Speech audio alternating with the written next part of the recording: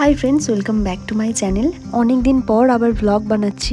আসলে কন্টেন্টের অভাবে আর ব্লগ বানানো হয়ে উঠছে না, কিন্তু আমি যথারীতি চেষ্টা করছি রেগুলার না হলেও মাঝে মাঝে একটা দুটো করে ব্লগ পোস্ট করার। আর এখন সোশ্যাল মিডিয়ায় শুধুমাত্র আমি রিলসটাই পোস্ট করছি, কারণ চারিদিকটা আমার ঘেটে গেছে একেবারে। আসলে সোশ্যাল মিডিয়ায় ঠিক করে কনসেন্ট্রেটই করতে পারছি না। একটু সময় লাগবে সব কিছুটা গুছিয়ে উঠতে, আর আমি সেটাই যথাসম্ভব চেষ্টা করছি। এখন দুই বাড়ির রেসপন্সিবিলিটি তো আমার আর শুভেন্দুর হাতে, সব কিছুটা গুছিয়ে উঠতে একটু তো সময় লাগবেই, তাই না? আর আজ যাচ্ছি বেলুর মঠ। আমার ঠাকুমার ভীষণ ইচ্ছা ছিল বেলুর মঠ ঘুরতে যাওয়ার, আর সেটা আমাকে অনেকদিন আগেই বলেছিল, কিন্তু টাইম হয়ে উঠছিল না আমাদের দুজনেরই। তো সেই জন্য যাওয়া হচ্ছিল না, তাই হুট করেই ডিসাইড করলাম যে চলো কালই যাওয়া হোক। আর তাই আজ খুব সকালেই বেরিয়ে পড়েছিলাম, আর এখন বাজে ওই 8:30 মতো। পৌঁছে গিয়েছি বেলুর মঠে। এখন একটু ঘুরবো, গল্প করব, মায়েরা আবার গঙ্গা স্নানও করবে, কারণ এখান থেকে বেরিয়ে আমরা যাব দক্ষিণেশ্বর পুজো দিতে। আর দক্ষিণেশ্বরের গঙ্গার ঘাটটা একটু ভিড় থাকে, তাই মায়েদেরকে বললাম যে বেলুর মঠেই একেবারে তোমরা স্নানটা সেরে ফেলো, যেহেতু গ্রীষ্মকাল। এখন তো সকাল 7টার মধ্যেই রোদ দেখা দিতে শুরু করে দেয়। যেহেতু আমাদের পৌঁছতেই 8:30 বেজে গিয়েছিল, তাই মায়েদেরকে বললাম এখানেই স্নানটা করে ফেলো, কারণ দক্ষিণেশ্বরে গিয়ে আবার মাকে দেখার জন্য, পুজো দেওয়ার জন্য লাইন দিতে হবে। তোমরা যারা দক্ষিণেশ্বর গেছো তারা তো অবশ্যই জানো এখানটা কিরকম পরিমাণে ফাঁকা থাকে, কিরকম পরিমাণে গ্রীষ্মকালে রোদ হয়।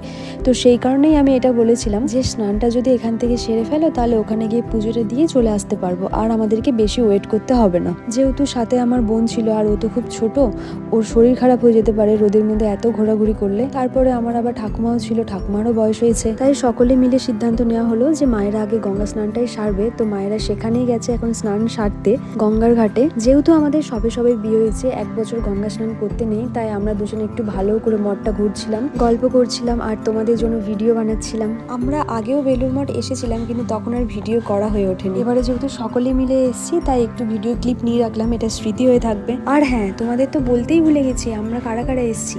আজকে এসেছি আমি, শুভেন্দু, বোন, মা আর ঠাকুমা। বাবাকেও আসার জন্য রিকোয়েস্ট করেছিলাম, কিন্তু বাবা প্রথমেই বলে দেয় যে যাবো না এত রোদ গরমের মধ্যে, তোরা যা, তোরা ঘুরে আয়। ভালো লাগছে তো, দেখ ঝাল ঝাল ভালোই তো লাগছে খেতে। দেখি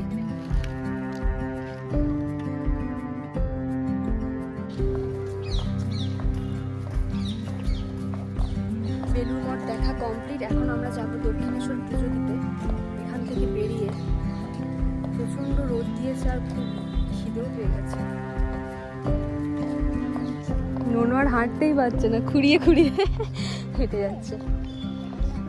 যেহেতু আমার ঠাকুমার পা ব্যথার সমস্যা আছে, তাই যথাযথ চেষ্টা করেছি যে টোটো বা গাড়ি করেই বাকিটা যাওয়ার। বাট বেলুর মাঠের ভেতরে কোনোভাবেই টোটো করে ঘোরা সম্ভব নয়, তাই আমার ঠাকুমা একটু ক্লান্ত হয়ে গেছে।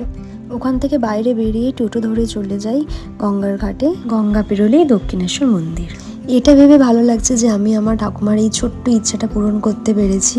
আর সত্যি কথা বলতে, ভগবান না চাইলে কিছুই হতো না হয়তো। ভগবানের কাছে আমার এটুকুই চাওয়ার, আমি যেন তোমাদের ছোট বড় সব ইচ্ছা এভাবেই পূরণ করতে পারি। তোমাদের খুশি দেখতে চাই। তোমরা আমার জন্য ছোট থেকে অনেক করেছো, এখনো পর্যন্ত করছো। এবার সময় আসছে আমাদের তোমাদের প্রতি কর্তব্য পালন করার, আর সেটাই যেন আমরা করতে পারি। ভগবানকে আমি না চাইতেও অনেক কিছু পেয়েছি, এখনো পর্যন্ত পাচ্ছি।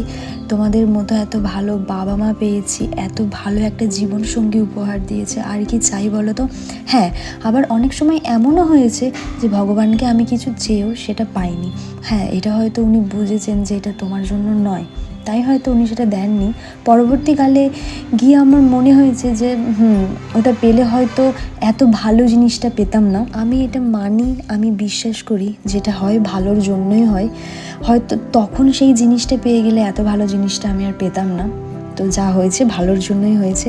লাইফে অনেক আপস অ্যান্ড ডাউন গেছে, হয়তো পরেও যাবে, কিন্তু উনি আমাকে শিখিয়ে দিয়েছেন যে কিভাবে দ্বারা সোজা রেখে এগিয়ে যেতে হয়। ইভেন এখনো পর্যন্ত শিখিয়ে চলেছেন। আমি সত্যিই চিরকৃতজ্ঞ ভগবানের কাছে।